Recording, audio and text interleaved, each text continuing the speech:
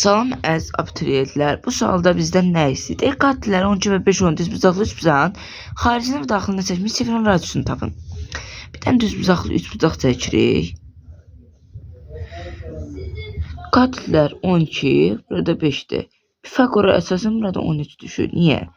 12'nin kvadratı üzərinə gələn 5'in kvadratı 144, 25, 169'un da çıxır 13'ün kvadratı x 13'də.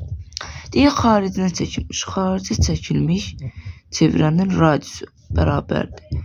S bölünsün 2'yə. Yəni bunu hipotenuzu bölürəm 2'yə.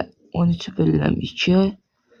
6,5 daxilə çəkilmiş çevrənin radiusu isə A plus B çıxılsın C bölünsün 2.